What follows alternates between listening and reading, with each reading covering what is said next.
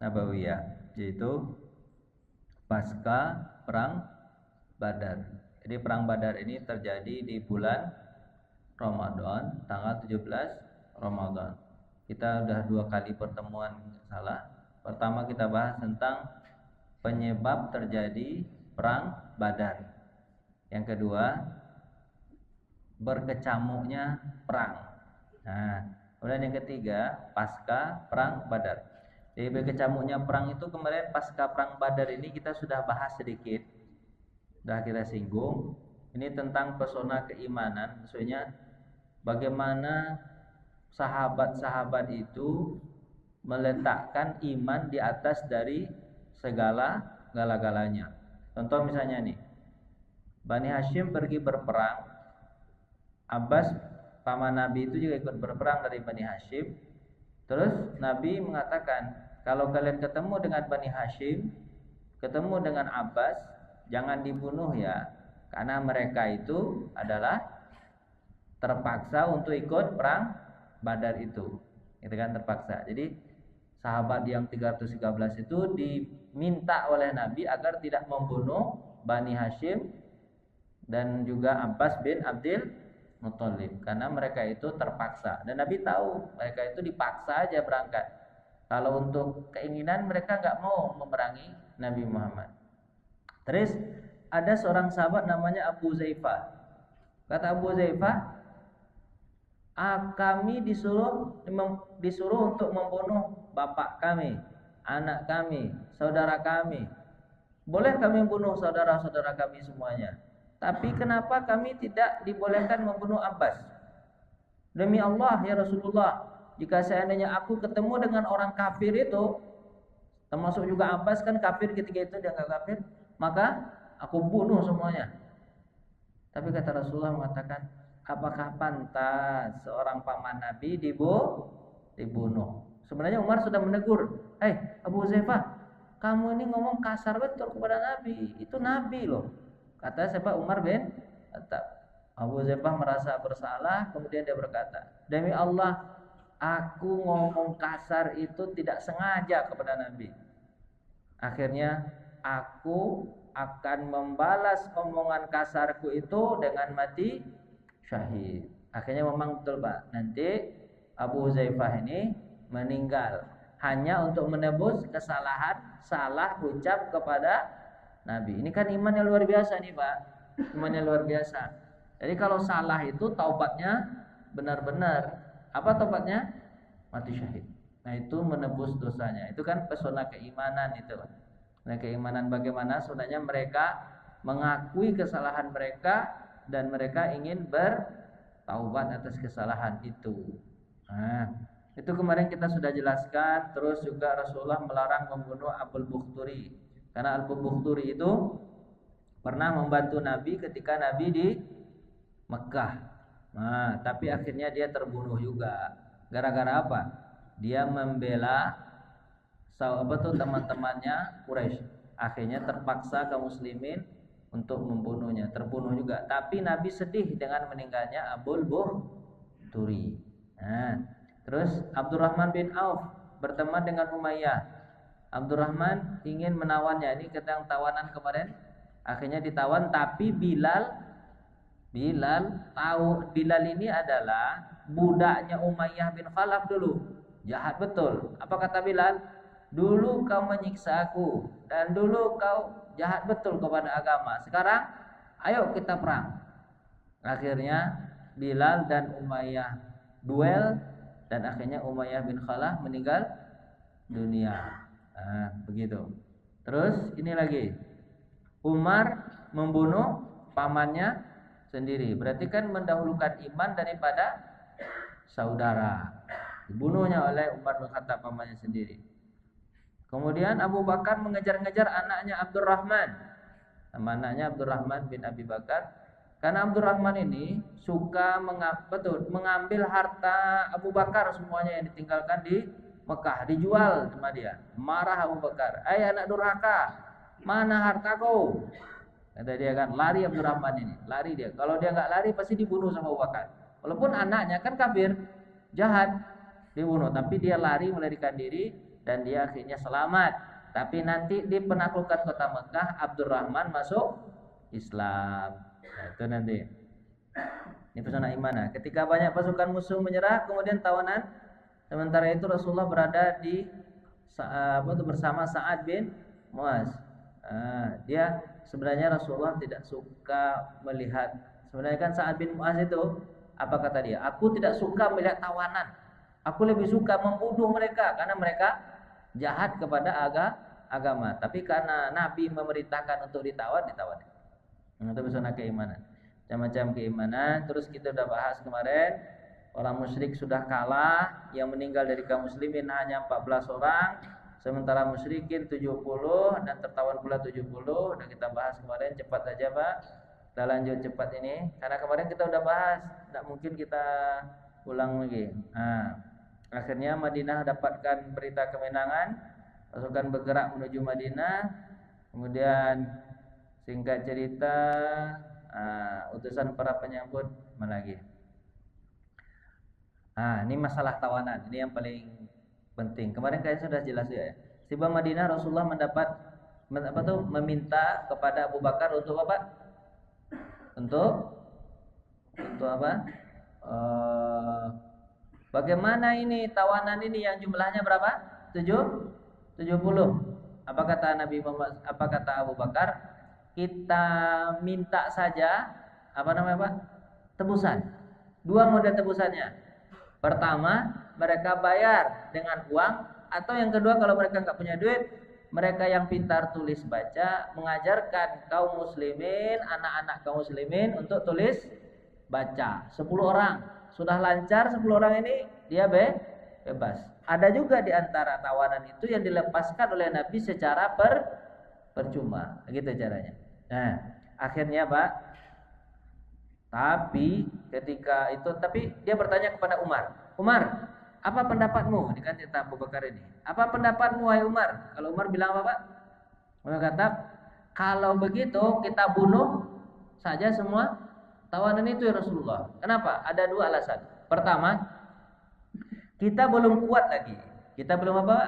Belum kuat. Kalau kita biarkan mereka, maka mereka bisa balik menyerang orang Islam. Itu yang pertama. Yang kedua, aku takut nanti kalau kita minta harta itu dari Bapak, kita minta harta mereka untuk kita, biaya hidup kita atau biaya perang nanti, Allah murka nanti. Karena kita istilahnya ibaratnya apa itu Pak? Meminta kan jadi Pak ya? Allah murka nanti, kita seolah-olah kita mendahulukan harta dibandingkan agama. Lebih bunuh aja Rasulullah. Tapi Nabi lebih cenderung ke pendapat siapa Pak? Abu Bakar. Abu Bakar bagus juga alasannya. Tahu apa tuh, lepaskan saja dengan 2 cara. Pertama bayar, yang kedua mengajarkan. Terus satu lagi alasan Abu Bakar itu, mereka kerabat kita ya Rasulullah. Kita berharap mudah-mudahan nanti setelah kita lepaskan dia mau masuk Islam. Bagus juga alasan Abu Bakar tuh, juga kan. Dan Abu Bakar, Rasulullah akhirnya memilih apa Pak? Pendapat siapa? Abu Bakar. Pilih pendapat Abu Bakar. Akhirnya apa yang terjadi Pak? Turun ayat Al-Quran surah Al-Anfal ayat 67 sampai 68. Kalau Pak baca ya itu, tidak patut bagi seorang nabi mempunyai tawanan sebelum ia dapat melumpuhkan musuhnya di muka bumi. Dimarahin sama Allah Pak. Pantaskah seorang nabi mengambil duit sementara dia belum kuat, sementara itu musuh Allah yang akan menghancurkan agama Allah? Tidak pantas. Kata siapa Pak? Allah. Kamu menghendaki harta benda, kalian menghendaki harta benda dunia, sedangkan Allah menghendaki pahala akhirat untukmu.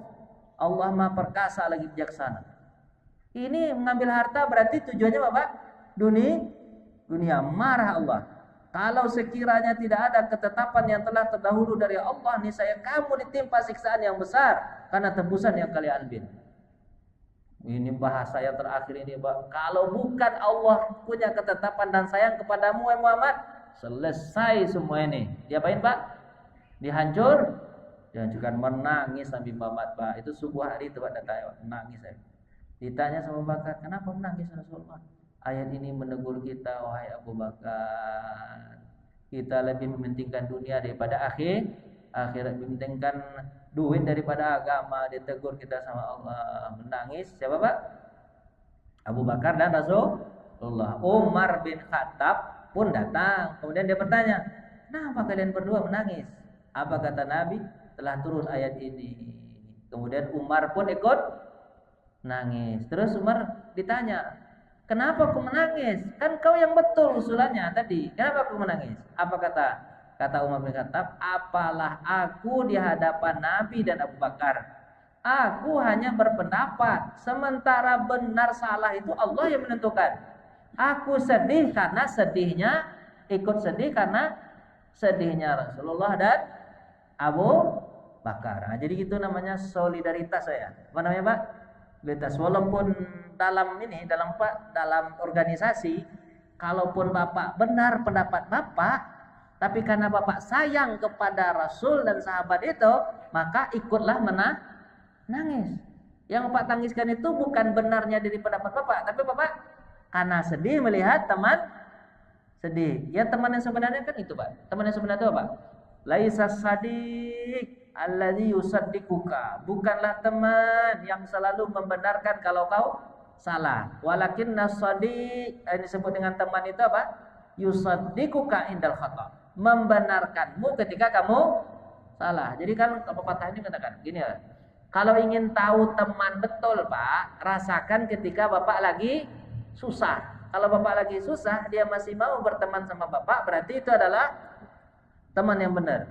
Tapi kalau Bapak senang dia dekat, Bapak susah dia jauh, berarti itu bukan teman. Bapak paham gak nih?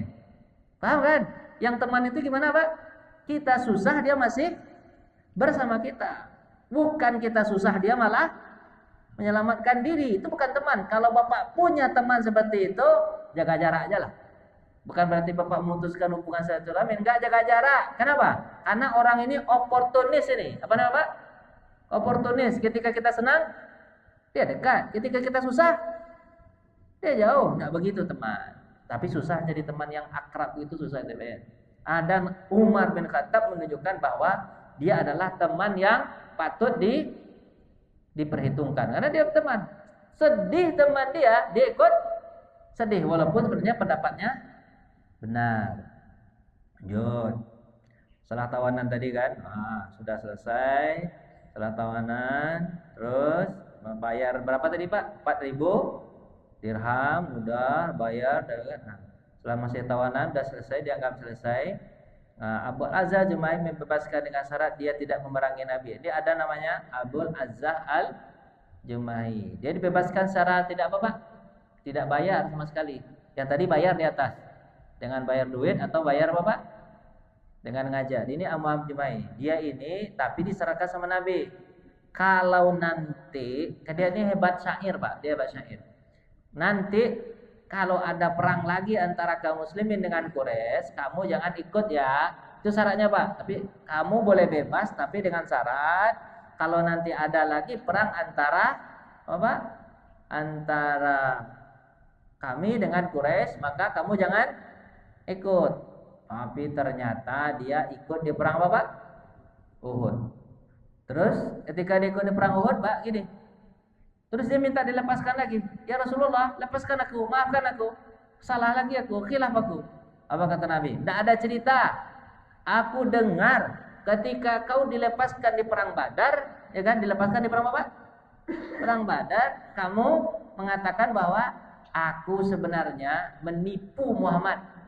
Aku tipu Muhammad, minta dilepaskan karena aku nggak punya duit atau aku mau molom. Akhirnya dia tertipu mau melepaskanku.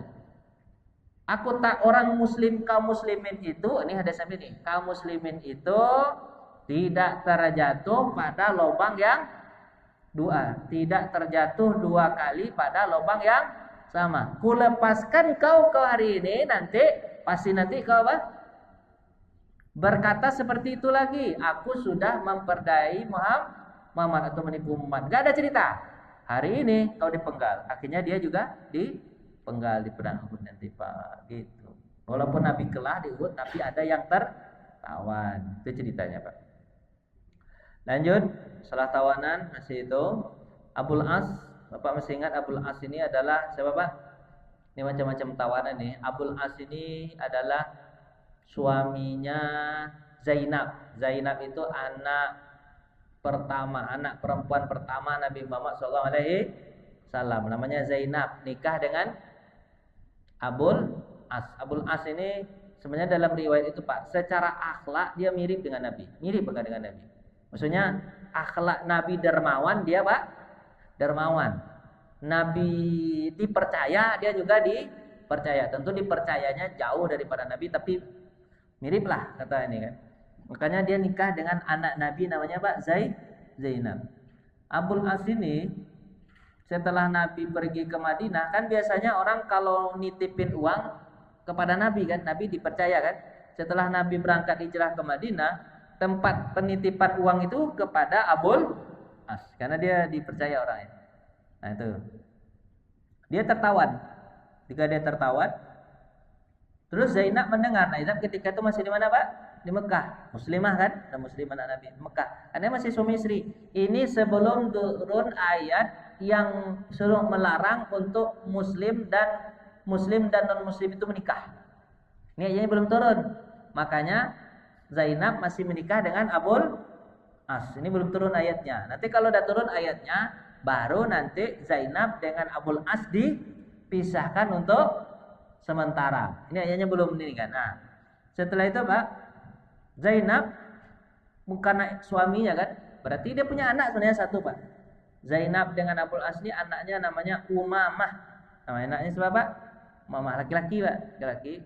Nanti ketika Zainab berangkat ke mana? Ke Madinah, Umamah dibawa kan? Tidak lama di Madinah, Umamah ini sakit dan meninggal dunia. Itu cucu Nabi meninggal Pak. Jadi sebenarnya dari Zainab Nabi punya cucu namanya Umamah, tapi meninggal.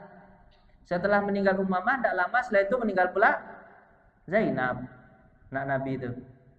Nah, terus anak Nabi yang kedua siapa namanya? Ruqayyah. Ruqayyah nikah sama siapa? Ummu Kalsum. Sebenarnya punya anak tuh Ruqayyah dengan Ummu Kalsum tuh Pak. Nama anaknya Abdullah. Namanya anak Abdullah. Cuma umur 2 tahun di Madinah meninggal dunia juga. Ah, setelah itu tidak lama setelah itu meninggal pula Ruqayyah. Nah, cucu meninggal, anak meninggal. Akhirnya Utsman nikah dengan adiknya Ruqayyah namanya Ummu Kalsum. Tidak lama nikah, kemudian Ummu Kalsum meninggal. Belum sempat punya anak. Nah, kemudian anak Nabi yang terakhir tuh yang punya anak sampai sekarang namanya siapa Pak? Fatimah nikah dengan Ali. Ali punya dengan Fatimah punya 2 orang anak namanya Hasan dan Husain. Itu yang melahirkan keturunan Nabi. Cuma 2 itu. Yang lain ada meninggal duluan. Nah, ini cerita Zainab nih Pak. Zainab mendengar Abul As diapain Pak? Ditawan. Dia buka kalung yang dia pakai. Kalung itu adalah pemberian dari Khadijah. Karena kan Zainab ini anak siapa Pak? Anak Nabi dengan Khadijah. Dibukanya, kemudian dia minta orang untuk datang ke Madinah, kemudian sampaikan kepada Rasul, aku menebus Pak, suamiku dengan kalung ini. Nabi Muhammad pas ketika melihat kalung itu Pak, ingat Nabi, ini kalung pemberian Khadijah. Menangis Nabi. Tidak begini caranya, tidak begini caranya. Terus Nabi berkata kepada apa Pak? Kepada masyarakat, kan tawanan itu milik bersama Pak ya. Ada juga yang mengatakan tawanan itu sebenarnya sudah dibagi. Abul As termasuk bagian Syanu. Ada juga yang mengatakan itu. Tapi ada juga yang mengatakan gini, sebenarnya tawanan itu belum dibagi khusus Abul As. Di tawanan milik bersama. Tentu Nabi minta kerelaan semua. Ketika apa Pak? Ketika selesai sholat subuh Nabi berkata, bagaimana pendapat kalian jika anakku Zainab menebus suaminya dengan kalung pemberian Khadijah? Apa yang kalian rasakan? Sahabat serentak mengatakan, kalau begitu kami melepaskan Abul As tanpa apa Pak? Tanpa tebusan, tanpa semacam lepas. Sebenarnya sahabat itu ingin menghargai Nabi dan menghargai Zainab, ya kan? Dihargai, jadi cara menghargai itu. Akhirnya kata Nabi, apakah kalian rela? Rela kami ya Rasulullah. Akhirnya dilepaskanlah Abul As. Abul As ketika dilepaskan itu Pak, dia gimana Pak? Apa itu Pak? Apa itu? Merasa terharu.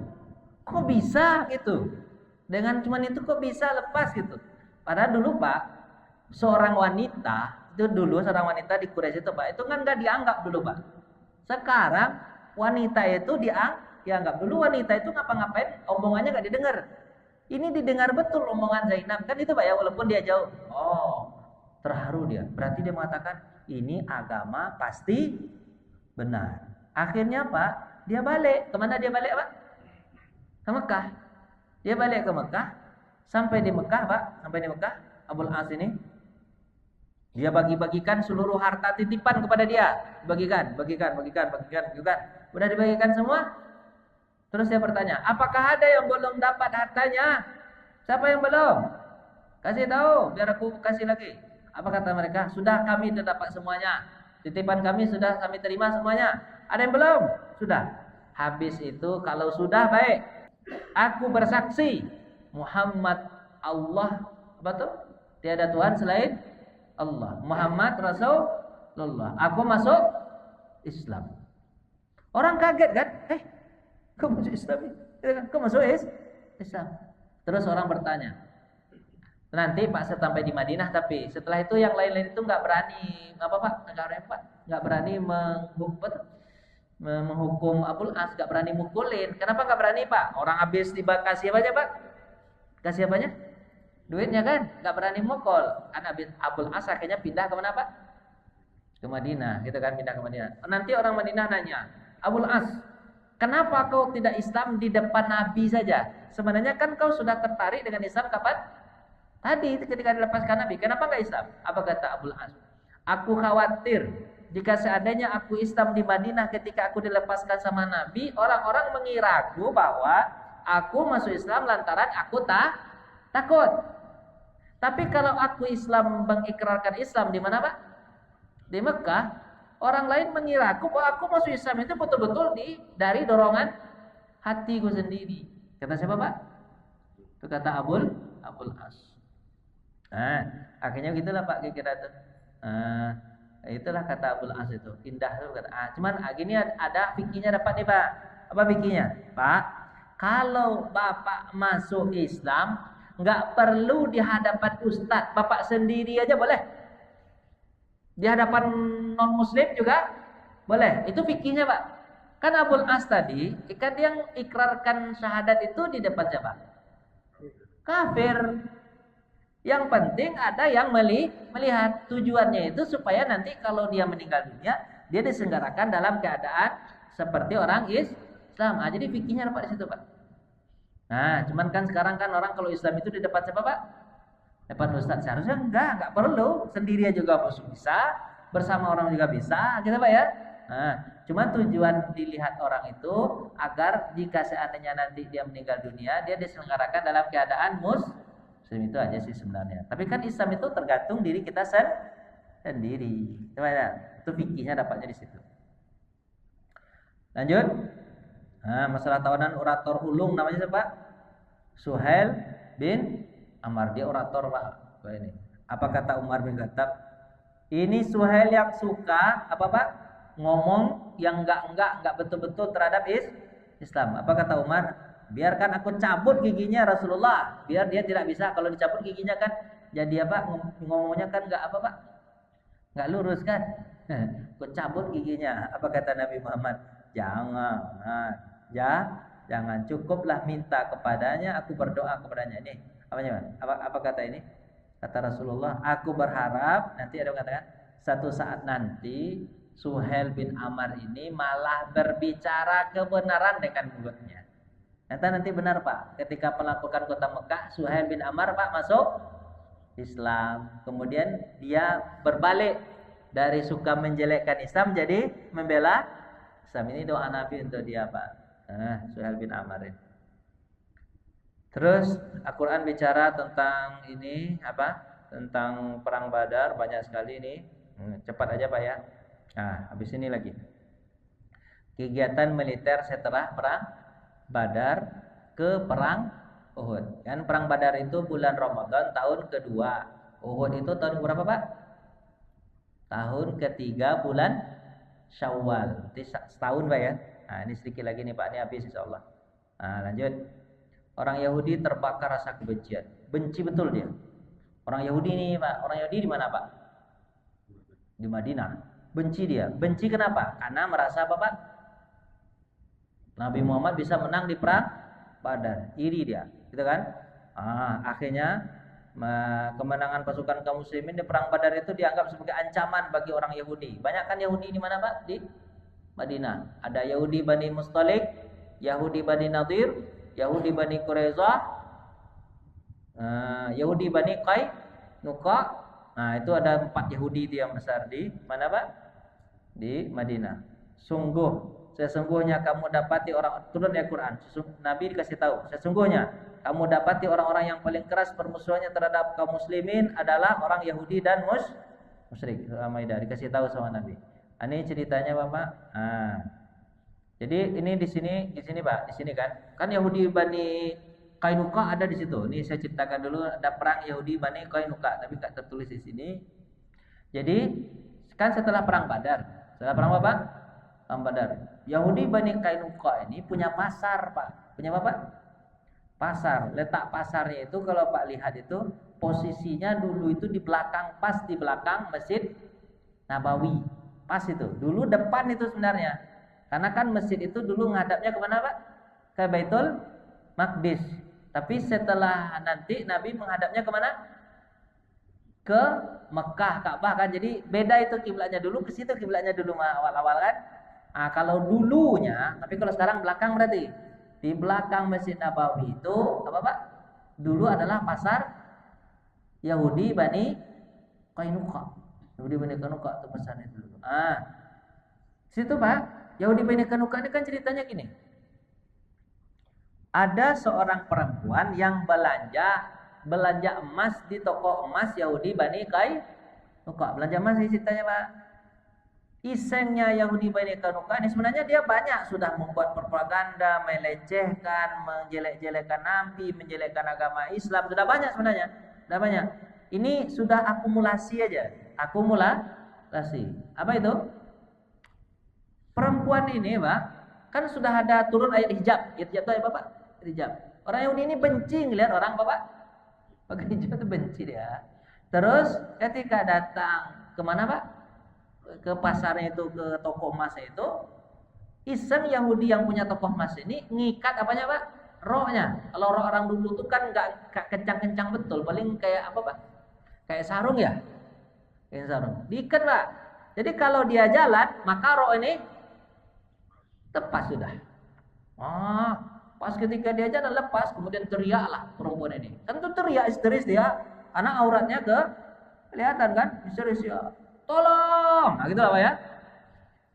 Melihat tolong seperti itu, datanglah orang Muslim laki-laki juga yang sedang belanja di pasar Bani Qainuqa itu. Melihat itu, marah dia kepada penjual apa? Emas. Dipukulin sama dia, penjual emas, karena melecehkan perempuan kaum muslimin, gitu kan? Akhirnya ditonjoknya atau dipukulnya. Kemudian tokoh emas ini, Yahudi punya tokoh emas ini, apa Pak? Berteriak keras minta tolong. Akhirnya seluruh Yahudi, kamu juga pasar Yahudi, mengeroyok mengeroyok pemuda laki-laki ini, dan kemudian dia meninggal dunia. Pak.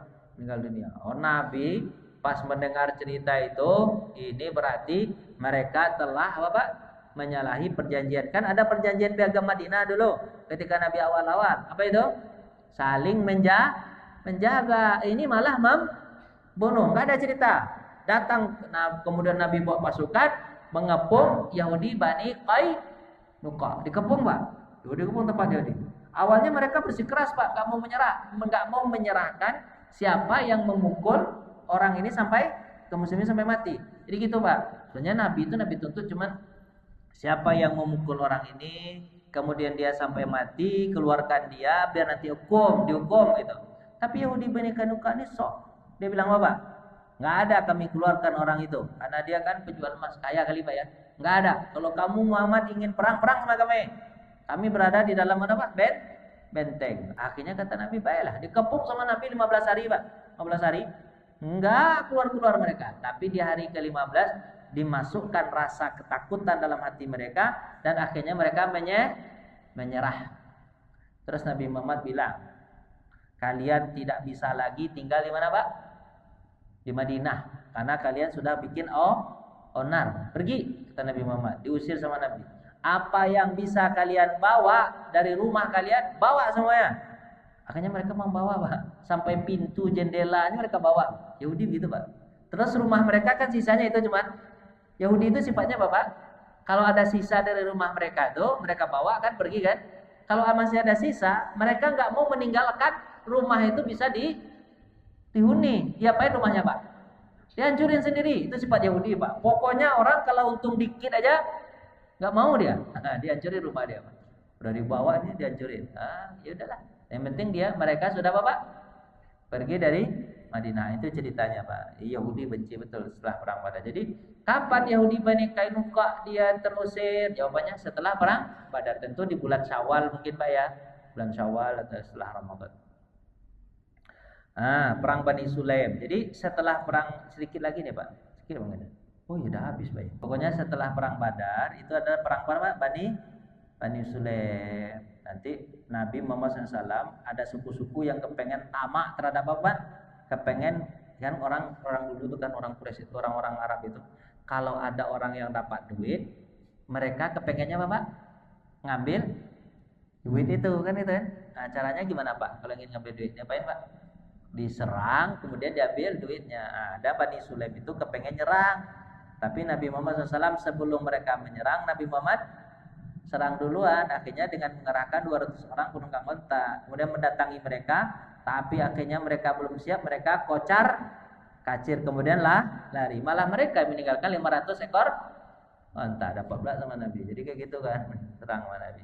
Nah, udah kayak gitu aja lah dulu, Pak. Nanti kita masuk ke apa, Pak? Ya, Pak. Nanti ada ekspedisi banyak sekali ekspedisi kecil-kecil ini, Pak. Setelah perang Bapak? Perang Badar. Banyak tuh. Karena orang-orang itu kepengen menghancurkan Nabi Muhammad. Nanti banyak ke sini, ke Sudan, ke Tabuk, macam-macam nih tempatnya nih. Nah, insya Allah di pertemuan berikutnya kita akan bahas. Udah jam 1, Pak. Cukup ya, Pak ya? Semoga pahala puasa Bapak diterima Allah Subhanahu wa taala. Auzubillahi minasyaitonir rajim. Bismillahirrahmanirrahim. Allahumma ahillahu alaina bil yumni wal iman wassalamata wal islam. Rabbi wa rabbukallah. Ya Allah, Kau telah mendatangkan hilal Ramadan buat kami. Kami bersyukur ya Allah. Jadikanlah Ramadan bagi kami dalam hati kami adalah Ramadan yang paling mulia ya Allah. Buatlah kami semangat untuk melakukan amal ibadah di dalamnya. Buatlah kami beriman bahwa kami mengetahui Ramadan adalah bulan mulia yang dilipatkan pahala, yang diterima doa, yang diampuni segala dosa, dimasukkan ke dalam surga, ditutup pintu neraka, dibelenggu para setan, dan dalamnya juga ada malam Lailatul Qadar. Ya Allah, tanamkan ke hati kami agar kami bisa meraih keutamaan bulan Ramadan. Allahumma sallimna Ramadan wa sallimna Ramadan alaina mutaqabbala. Ya Allah, selamatkan Ramadan untuk kami dan selamatkan kami ke dalam bulan suci Ramadan. Sehatkan badan kami ya Allah agar kami bisa maksimal melaksanakan ibadah di bulan Ramadan. Rabbana atina fid dunya hasanah wa fil akhirati hasanah wa qina adzabannar. Walhamdulillahirabbil alamin. Mohon maaf. Assalamualaikum warahmatullahi wabarakatuh.